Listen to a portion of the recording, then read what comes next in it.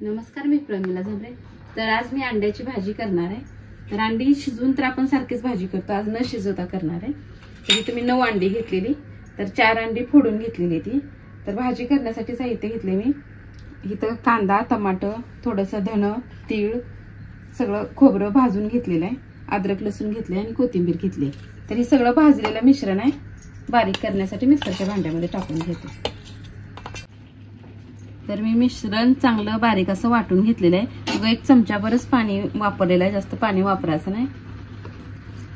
इथे मी 4 अंडी फोडून घेतली ती। गॅसवर कढई ठेवली, कढईमध्ये तेल ओतलेलं आहे, यात चवीप्रमाणे मीठ टाकून घेतलेले आणि अंडी छान असं मिक्स करून घेते। तर अंड्यात थोडंसं मीठ टाकून मिक्स करून घेतलेलं आहे। गॅसवर कढई ठेवली, त्यात थोडंसं तेल ओतून घेतलेलं आहे आणि अंडी फोडलेली सगळी ओतून घेतली तुम्ही।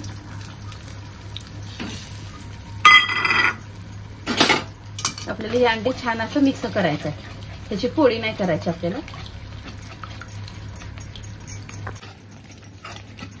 तर थोडीशी मी ह्या हळद टाकून घेतलेली, छान असं आपल्याला पटापट मिक्स करून घ्यायचं।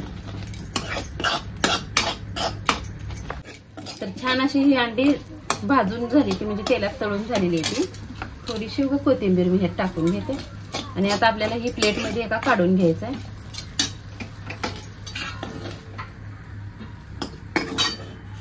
एका प्लेट मध्ये काढून घेतले, जे आपण मगाशी मिश्रण केलेले आहे ते तेलामध्ये टाकून घेऊया।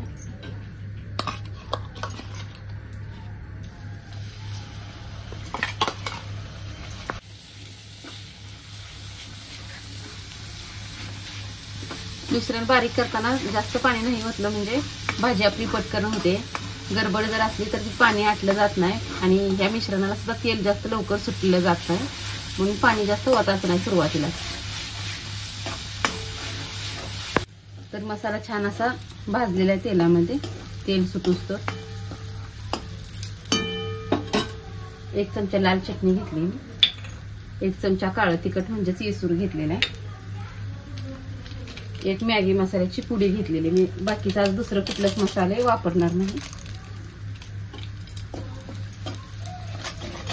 छान असं येसूर चटणी मिक्स करून घेते।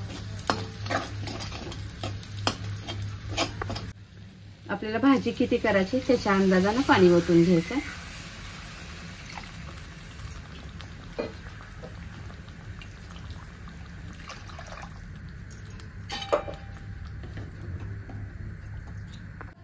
थोडंसं मीठ टाकून घेतले, मगाशी पण थोडं इकडे अंड्याला वापरले नाही आणि ह्यात पण आता थोडं टाकलेलं आहे। थोडंसं उकळी येऊ देते मी अगोदर ह्याला।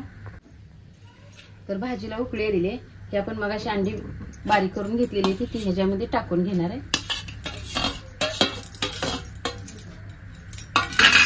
बारीक चिरलेली थोडीशी कोथिंबीर आहे, ते पण टाकून घेतली। आता छान असं आपल्याला मिक्स करून घ्यायचं आहे।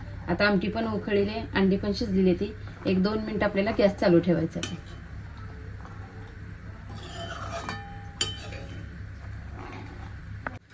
तर अंडी टाकल्यानंतर पण भाजीला उकळी आलेली आहे छान अशी। तर ह्याला जरा थंड झाल्यानंतर आणखी तेल भरपूर येते भाजीला। तर बघा, तुम्ही पण अंड्याची भाजी अशा प्रकारे बनवून बघा। माझा व्हिडिओ आवडला तर नक्कीच लाईक करा, सबस्क्राईब करा।